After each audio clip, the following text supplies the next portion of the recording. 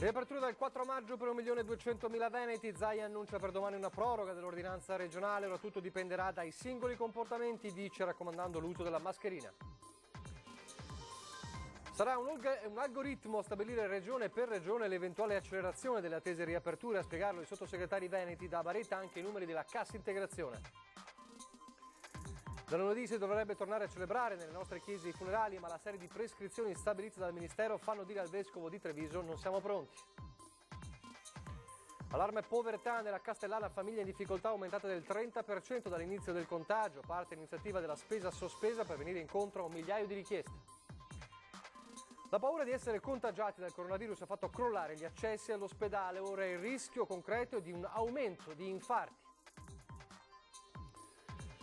Nella lotta contro il tempo per cercare un farmaco capace di curare il coronavirus c'è anche uno scienziato bellunese, Marco Mazzorana, e il suo racconto da Oxford.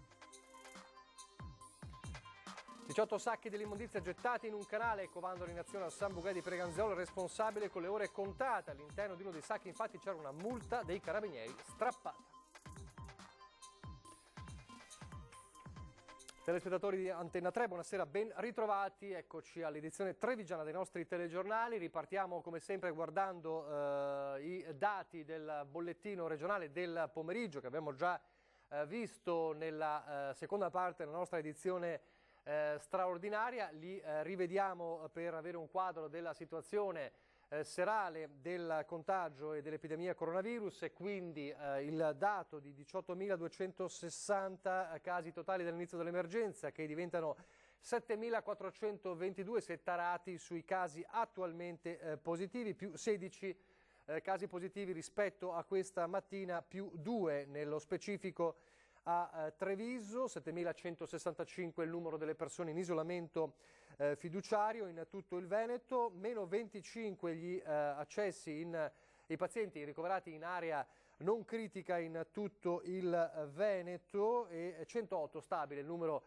delle persone in terapia intensiva, più 7 i decessi rispetto a questa mattina. Nessuno di questi però si trova all'interno della Marca trevigiana. Questo come sempre per dare un po' il quadro serale della situazione epidemiologica di fronte a uno scenario invece che riguarda le riaperture, che riguarda insomma l'attesa fatidica fase 2, il 4 maggio, ovviamente cadenzata secondo il DPCM, ma nel frattempo il governatore Zaia annuncia per domani una nuova ordinanza regionale che di fatto prorogherà quanto detto nella scorsa ordinanza, con qualche aggiustamento proprio per venire incontro anche alle esigenze di una settimana, quella di lunedì, che vedrà ritornare al lavoro 1.200.000 persone in Veneto.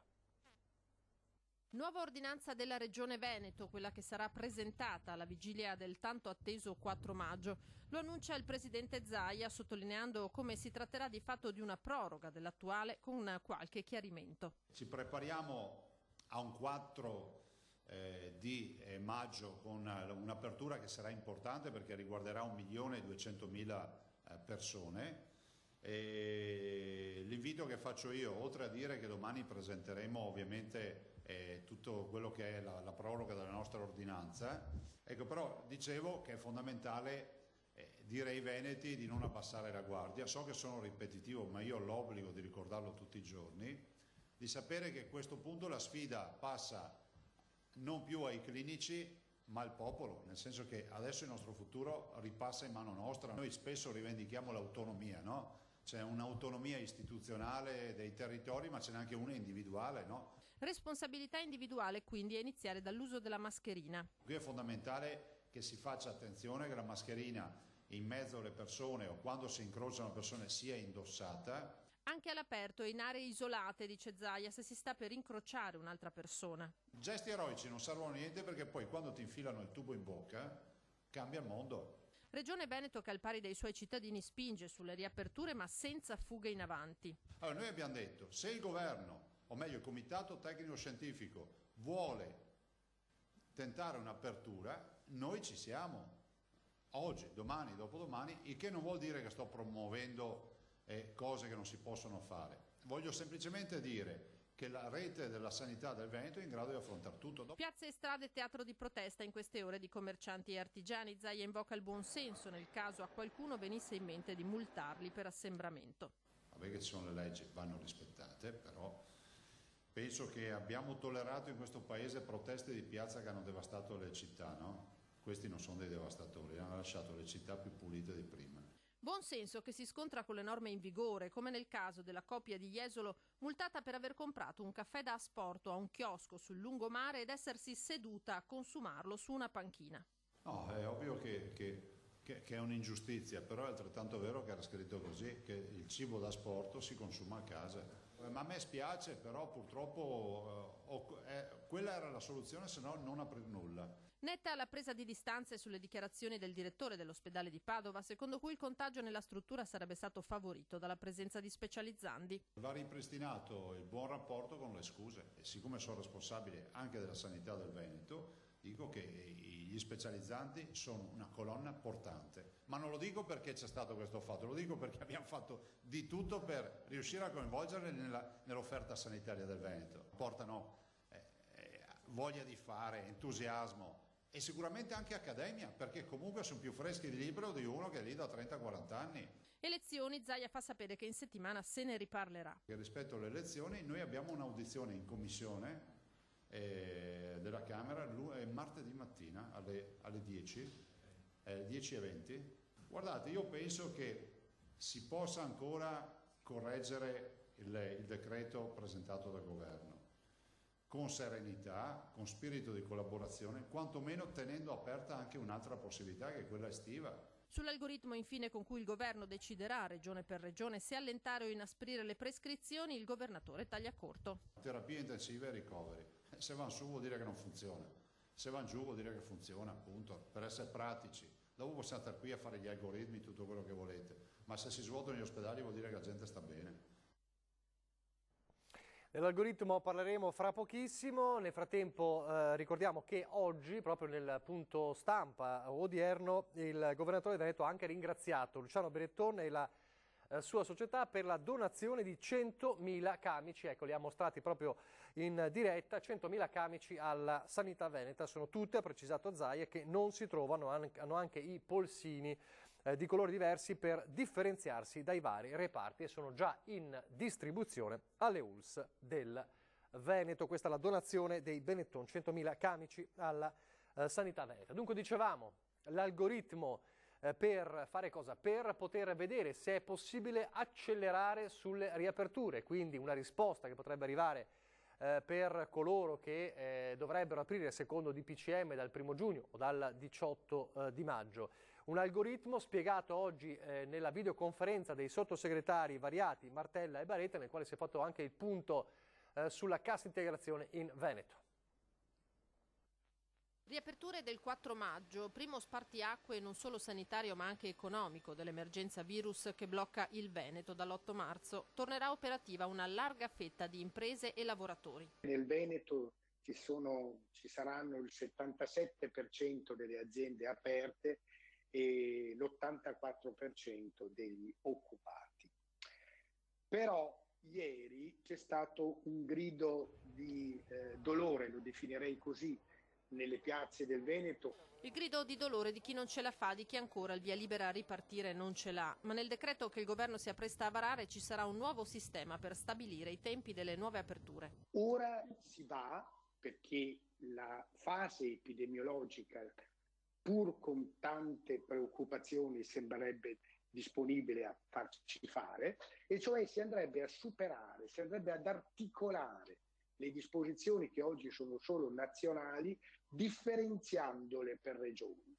Un algoritmo basato su 2 maxi parametri. Di monitoraggio, 1, di capacità di accertamento diagnostico in quella regione, 2, di indicatori di stabilità di trasmissione e di tenuta dei servizi sanitari in quella regione. Sarà premiato chi resterà entro valori di soglia, ma c'è anche il rischio contrario. Chi dovesse trovarsi nella malaugurata però situazione di vedere dei valori di allerta superati, più che aperture bisogna pensare a delle chiusure, che sarebbe un dramma invece dover avere.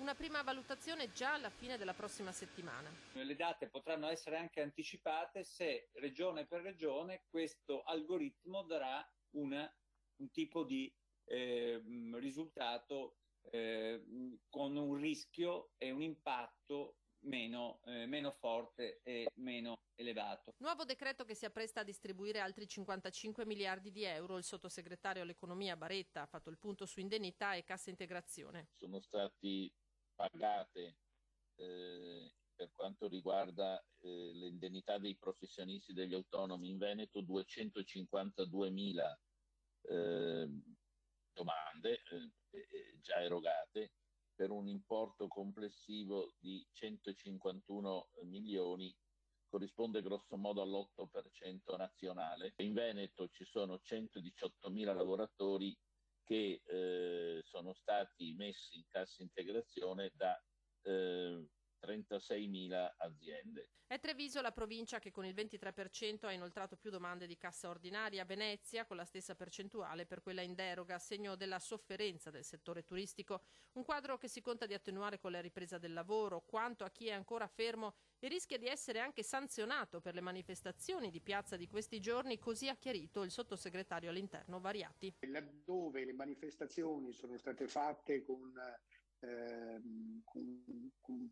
la lontananza interpersonale, con i dispositivi di sicurezza, in modo diciamo più individuale che collettivo, non c'è volontà di aumentare la tensione. E intanto si susseguono le manifestazioni delle categorie produttive ma anche dei semplici cittadini. Allora nel prossimo servizio la categoria dei parrucchieri, l'abbiamo già vista poi in questi giorni, e poi a seguire anche l'iniziativa di un pensionato con 2 amici. Vogliamo solo lavorare, eravamo in sicurezza anche prima e adesso ancora di più. Fateci lavorare e riaprire, grazie. Noi siamo pronti a ripartire, con tutte le disposizioni necessarie per garantire la salute dei nostri collaboratori e dei nostri clienti. Eravamo già in regola prima dell'11 marzo, adesso abbiamo aggiunto quelle accortezze che ci permettono di riaprire in sicurezza verso i nostri clienti e anche i dipendenti. Lasciateci lavorare. Sono solo 3 delle decine di parrucchieri trevigiani che venerdì sera hanno deciso di metterci la faccia in un flash mob tutto virtuale. Una protesta che ha aggiunto alle porte aperte e vetrine accese la presenza unita degli imprenditori nella piazza virtuale del web, visto che con le regole attuali non era possibile farlo materialmente. Tutti non a chiedere soldi, ma semplicemente di poter riaprire al più presto per non dover chiudere per sempre. Un grido d'aiuto al momento raccolto soprattutto dai semplici cittadini che cercano di amplificarlo come possono. È il caso di questa singolare manifestazione di sabato mattina lungo Sile davanti all'università. Cartelli appesi non da imprenditori o rappresentanti di categorie, ma da un pensionato. Da cittadino libero fino a quando mi permetteranno di esserlo. Non è una manifestazione politica e non partitica. Politica perché io penso sia il dovere di ogni cittadino occuparsi di politica, della cosa comune. Io ho ritenuto giusto oggi, insieme a questi 3 amici, di far sentire una voce, una vicinanza verso le categorie che oggi stanno pagando di più. E ritengo che sia anche un mio diritto, oltre che un dovere, chiedere a questo governo perché si permette di decidere chi può tentare di sopravvivere e chi invece è destinato a scomparire sulla base di un codice Ateco. E non capisco perché. Nell'atto pratico spera di ottenere qualcosa di concreto da questi cartelli?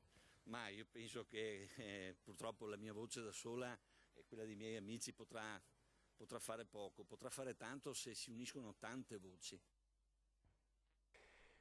Tra i settori più colpiti, quello del commercio ambulante, Lucio Zanato ci racconta in questo servizio un caso tutto trevigiano.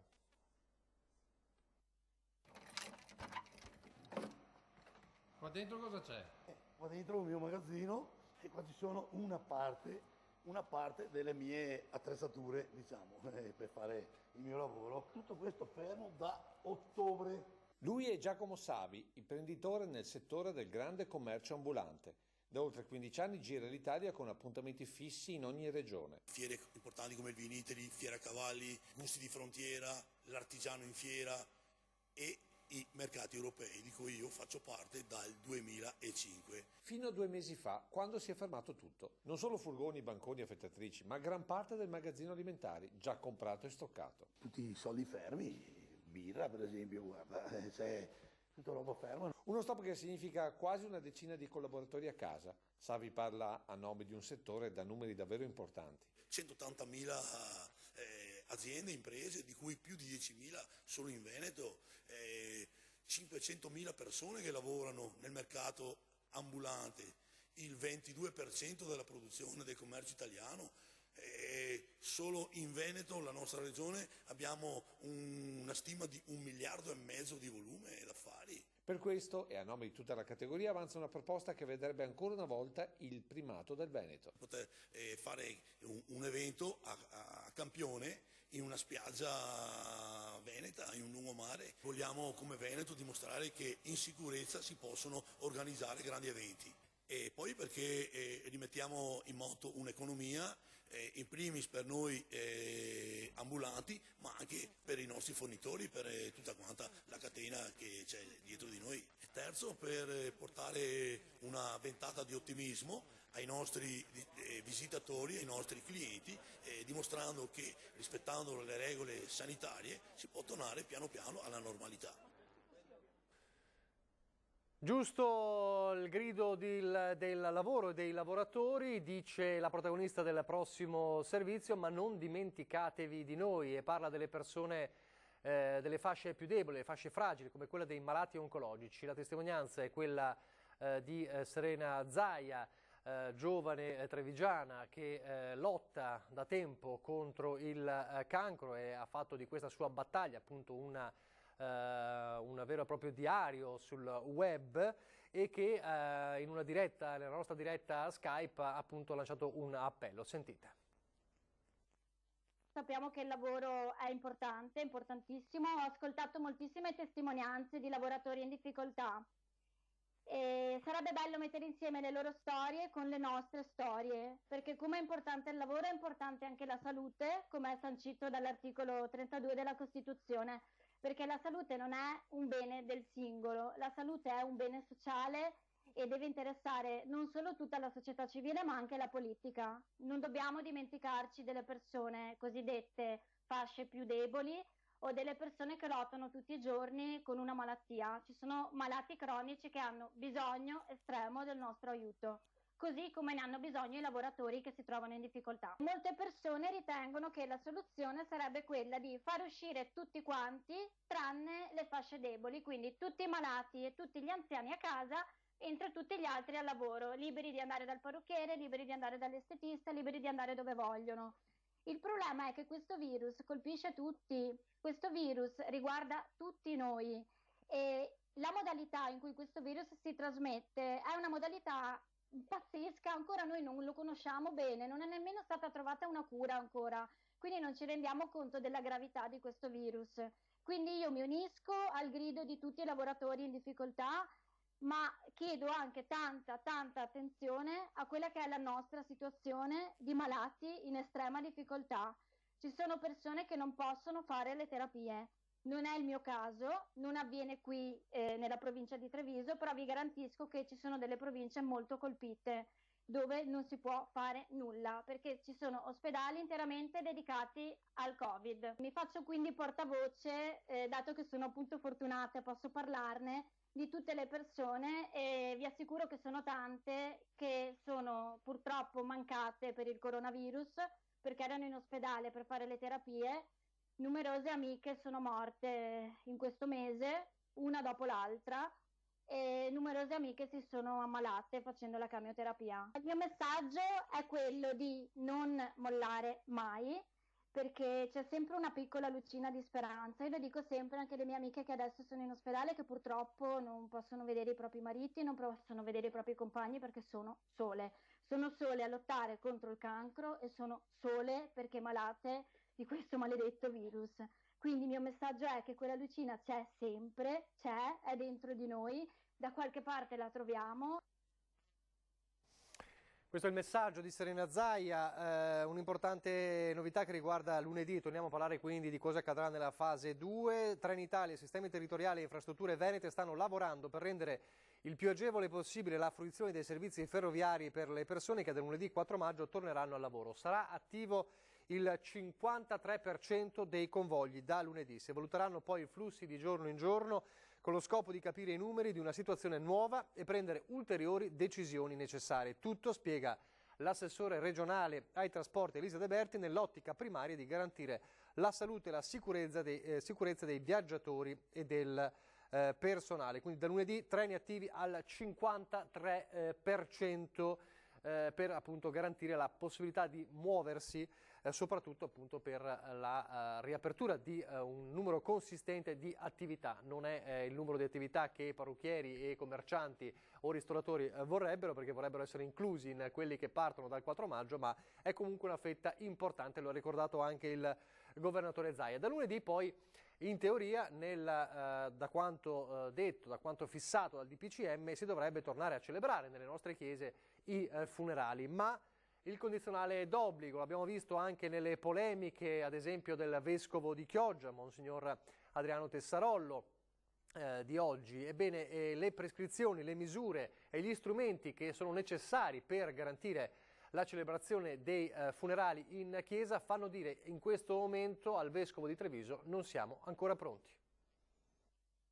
Lunedì non credo che saremo pronti. Se una parrocchia può essere pronta, può farlo quando avrà tutte le disposizioni tecniche, le persone a disposizione, le cautele, potrà farlo, però lo potrà fare solo quando tutte le indicazioni sono rispettate. È concreto il vescovo di Treviso. Bisognerà aspettare ancora prima di tornare a celebrare i funerali nelle chiese.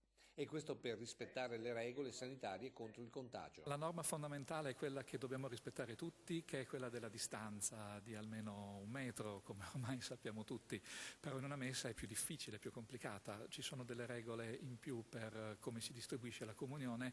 La cosa che serve purtroppo di più è che l'indicazione del Presidente del Consiglio dei Ministri, questa, è di un massimo di 15 congiunti che possono partecipare al funerale, e quindi bisogna trovare il modo per regolare, per poter vedere che siano veramente non più di questo numero, e soprattutto ci viene chiesto anche la misurazione all'ingresso della febbre. Ed è questa una strumentazione, oltre al personale addetto, che al momento non tutte le parrocchie hanno a disposizione. Anche perché alle entrate ci dovrà essere chi, oltre a contare gli accessi, dovrà prendersi la responsabilità di mandare indietro più di qualche parente. Se c'è qualcuno che avesse più di 37,5 che non potrebbe comunque uscire di casa, però dobbiamo invitarlo a non partecipare e a non entrare in chiesa. Perché, conclude Monsignor Tomasi, l'obiettivo è di non mettere in pericolo la salute di chi viene in chiesa. Perché ne va del principio fondamentale di impedire la diffusione del contagio. Le nostre celebrazioni servono, sono fondamentali e ci arriveremo con la dovuta pazienza. Prima di andare in pubblicità, una conferma di quanto avevamo detto durante l'edizione straordinaria. La conferma è del Ministro dell'Istruzione Lucia Azzolina, quindi parliamo di scuola. A settembre si tornerà sui banchi di scuola e si seguiranno le lezioni per metà del tempo in classe e per metà online, ma senza raddoppi o smembramenti. Gli alunni che restano a casa seguiranno le lezioni con i loro compagni, ma collegati al computer, e si alterneranno nei posti sui banchi nel corso della settimana per evitare l'affollamento nelle scuole. È stata quindi la Ministra all'Istruzione Azzolina a spiegare come funzionerà la cosiddetta didattica mista al momento della ripresa dell'anno scolastico. Quindi questo è lo scenario per settembre: una parte delle lezioni in classe, una parte online, evidentemente con dei turni, e quindi un'alternanza delle lezioni. Questo ovviamente comporterà uno scenario tutto da valutare anche a livello di personale, e vedremo appunto cosa succederà e quali saranno anche le reazioni in queste ore. Adesso la pubblicità.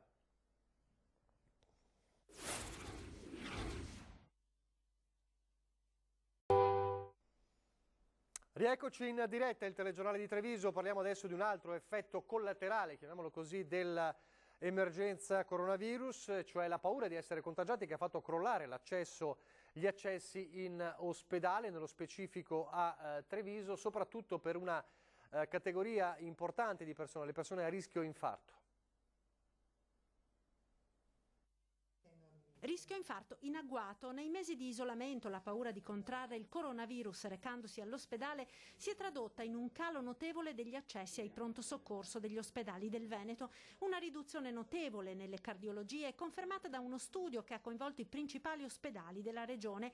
Un calo di ricoveri per infarto raffrontando il primo trimestre del 2020 con quello dell'anno precedente, che va dal 30% del Cafoncello fino a picchi di oltre il 45% di Padova. Purtroppo non ci sono stati meno infarti, l'evidenza scientifica porta a considerare che invece ci sia stata una forte paura che ha portato i pazienti con infarto miocardico acuto a star lontani dagli ospedali, cosa che ovviamente non deve avvenire. Chi ha un dolore toracico violento al petto, che non ha mai sentito e presenta dei fattori di rischio, che sono la familiarità, il sovrappeso, l'ipertensione, il diabete, il fumo di sigaretta, deve contattare il 118 in caso di dolore toracico. Gli verrà garantito un percorso ovviamente il più sicuro possibile all'interno dell'ospedale, ma sia ben chiaro che l'infarto miocardico acuto al cuore uccide.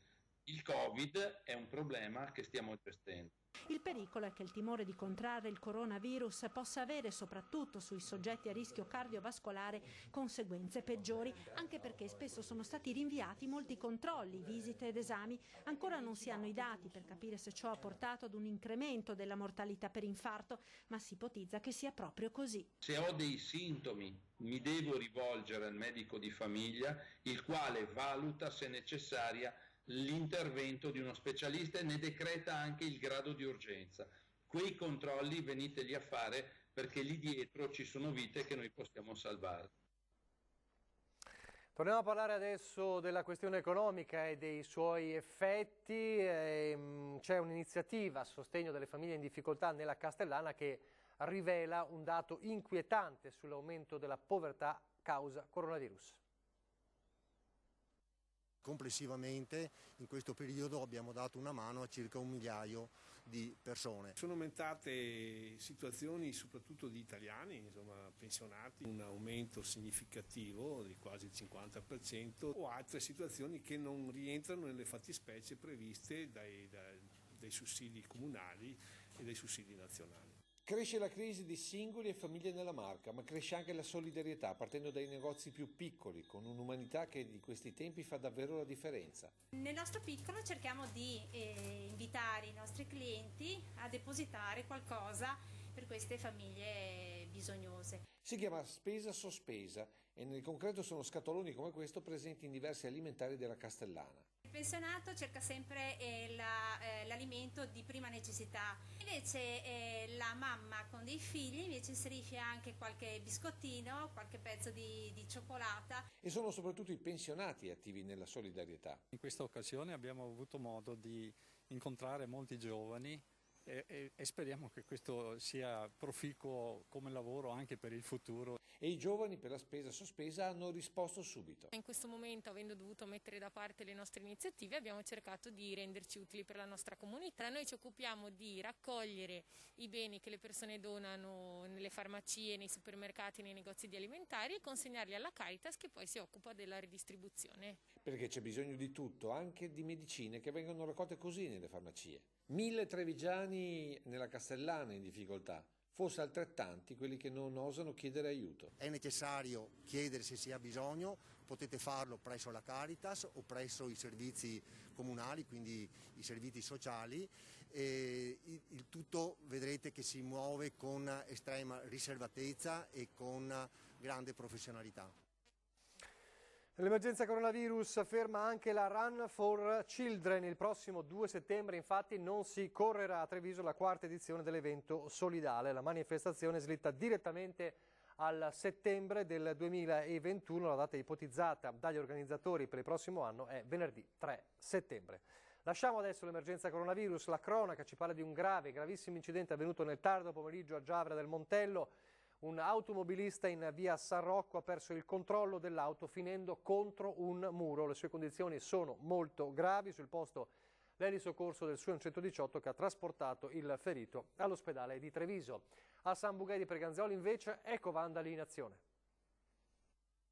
18 i sacchi pieni di immondizia gettati in un canale. A lanciare l'allarme un cittadino di Preganziol che ha subito avvertito le autorità indicando il luogo esatto. Sul posto sono arrivati gli uomini della Vigilanza Volontaria Ittica Venatoria Ambientale. La scena che si sono trovati davanti è questa. Questa è la spazzatura che è stata rinvenuta. Già avvertiti i vigili urbani che attendono lunedì mattina tutta la documentazione raccolta dai volontari, foto e video, ma per l'ecovandalo le ore potrebbero essere contate. All'interno di uno dei sacchi è stato trovato il verbale strappato di una multa. Diciamo che abbiamo trovato una multa fatta dai carabinieri a questo signore che aveva stracciato, però stiamo ricomponendo il puzzle. Le indagini scatteranno subito, l'ecovandalo rischia una denuncia ed una multa salata. Di nuovo in città adesso a Treviso con il taglio in questi giorni degli alberi malati a Santa Maria del Rovere.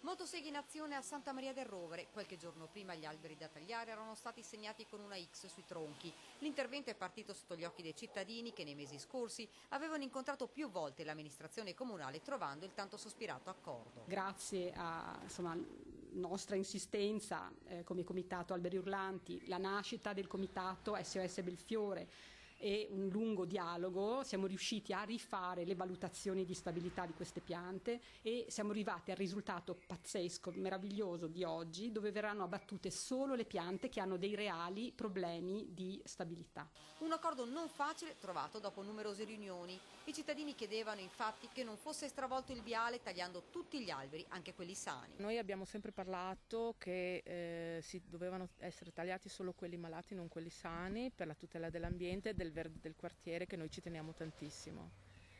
Però questi purtroppo dalle analisi fatte dall'agronomo non davano possibilità, ecco, quindi sono stati tagliati per quello. Il comitato assieme al comune e un agronomo nei giorni scorsi sono stati lungo il viale. L'esperto ha spiegato albero per albero il perché si è deciso il taglio. Qualcuno era malato, altri avevano problemi di stabilità. Quelli tagliati verranno sostituiti. Ci hanno garantito che verranno sostituiti con piante dello stesso tipo, quindi gli olmi di Via Radaelli verranno sostituiti con olmi di tipo più moderno, ecco, adatti a poter sopravvivere in ambiente cittadino. Intanto si attende una variante al progetto. E ci hanno detto che stanno facendo considerazioni in merito a una variante affinché non vengano abbattuti gli alberi che comunque lì dovevano essere abbattuti per questioni progettuali, e invece la considerazione è il fatto di poter mantenere il verde, cambiare determinate cose che riguardano la pavimentazione e il mantenimento del verde che c'è attualmente. Adesso le notizie dal Bellunese. E torniamo a parlare degli effetti economici dell'emergenza coronavirus. Il settore del turismo, quello che in questo momento chiede con forza un intervento statale per la definizione delle linee guida sulle modalità dell'accoglienza post-emergenza. La provincia di Belluno chiede chiarezza per preparare al meglio l'imminente stagione estiva. Come si potrà fare turismo nella fase 2, quella post-emergenziale? La domanda è ricorrente e nasconde una reale preoccupazione, perché solo dalla ripartenza del turismo potrà arrivare una grande boccata d'ossigeno per il nostro territorio. Questo è un grido d'allarme forte che abbiamo anche avanzato come UPI, quindi come Unione delle Province del Veneto, per cercare di dare ai nostri ristoratori, alle nostre strutture ricettive, le informazioni che sono necessarie per poter programmare la stagione estiva. Proprio nell'ottica della riapertura, la provincia e la DMO Dolomiti hanno avuto diverse riunioni con operatori turistici, associazioni di categoria, compresi i rifugisti e ULS Dolomiti. Sono state raccolte tutte le osservazioni e le richieste sollevate dagli operatori e i quesiti, i dubbi sono stati inseriti in un documento che sarà inviato agli organi preposti a livello statale. Da qui dobbiamo sicuramente partire da questi aspetti per poi lanciare quelli che sono i messaggi promozionali più importanti che riguardano sicuramente la possibilità a tutto il mondo del turismo che viene da fuori, che la nostra montagna, le nostre Dolomiti sono salubri, sono accoglienti, ma soprattutto che potranno trovare un'accoglienza in piena sicurezza. Le aspettative sono alte alla luce della volontà degli amanti della montagna di voler trascorrere un soggiorno in tutta sicurezza e in tutto relax. Ciò che manca ad oggi è la certezza delle modalità di spostamento. La DMO ha chiesto e ottenuto l'utilizzo dei fondi di confine per mettere a punto un piano marketing in grado di fornire ai consorzi di valle gli strumenti di promozione turistica indispensabili per far ripartire il settore, che è strategico per tutto il territorio bellunese.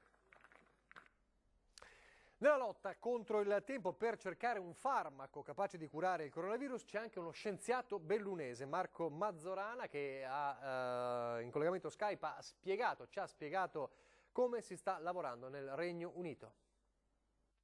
A Diamond stiamo facendo diverse ricerche, stiamo effettuando diverse ricerche, tutte incentrate nell'utilizzo di questa macchina, che è un acceleratore di particelle, che produce raggi X, per studiare la struttura atomica, la posizione degli atomi, che sono moltissimi all'interno di una proteina, nelle 3 dimensioni. Questo ci permette di comprendere come le proteine, in questo caso quelle del coronavirus, funzionano, e se siamo in grado di interferire con delle molecole sintetizzate a questo scopo, comprendere come migliorarle per poi arrivare a un potenziale farmaco. Marco Mazzorana, scienziato di Fortogna di Longarone, è parte integrante del gruppo di lavoro che alla Diamond Life Source di Londra sta lavorando per individuare la molecola che possa generare il farmaco per sconfiggere il coronavirus. È una lotta contro il tempo, ma i primi risultati cominciano ad arrivare, ha spiegato ieri in collegamento via Skype con la nostra redazione. Non siamo ancora al livello di avere un farmaco, ma stiamo capendo come costruirlo, e il lavoro che stiamo facendo ha utilizzato uno strumento all'avanguardia, una tecnologia anche innovativa, per ridurre i tempi di questa ricerca. Il contributo arriverà dall'acceleratore di Oxford, sulla cui attività sono puntati gli occhi dei ricercatori che in tutto il mondo stanno tentando di trovare il modo per bloccare il virus.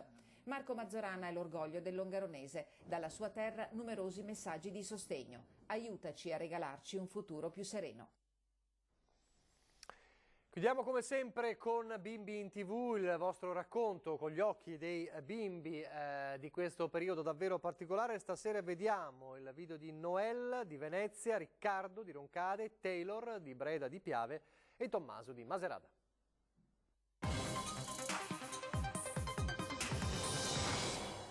Bene, adesso devi versare il pomodoro. Tutto, vai, butta. Brava.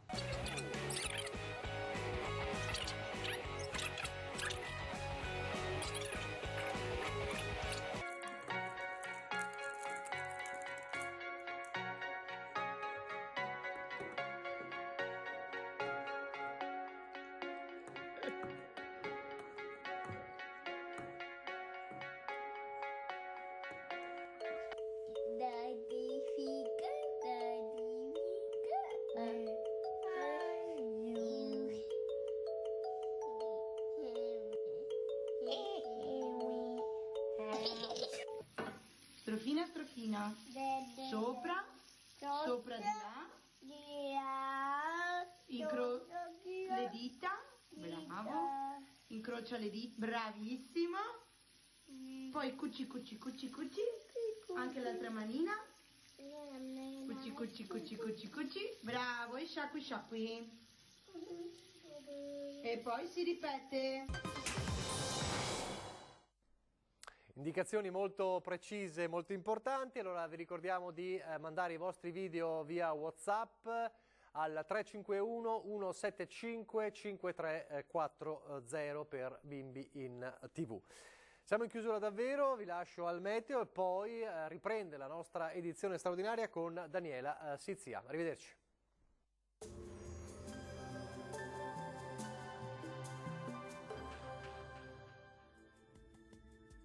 Ben ritrovati al meteo. Ci attende una domenica con tempo asciutto e stabile sul nostro territorio e con clima decisamente mite. Il dettaglio del 3 maggio dunque. Sul Veneto sarà una splendida domenica soleggiata su tutti i settori, non sono attese piogge degne di nota e il cielo si presenterà sereno o al massimo con poche nubi a carattere sparso. Temperature minime tra 6 e 13 gradi, i valori massimi compresi invece tra i 19 e i 23 gradi. Ci spostiamo ora sul Friuli Venezia Giulia, anche qui sarà asciutto e stabile, tanto sole vedete dappertutto con cielo al massimo poco nuvoloso. Temperature minime fino a 13 gradi, massime sui 21 all'incirca. Infine uno sguardo alla situazione del Trentino Alto Adige, protagonista sempre il sole, anche qui con cielo sereno e senza piogge. Temperature minime sui 7-9 gradi, massime fino a 21-22 gradi. Dal meteo per ora è tutto, vi auguro un buon proseguimento con Antenna 3. Arrivederci.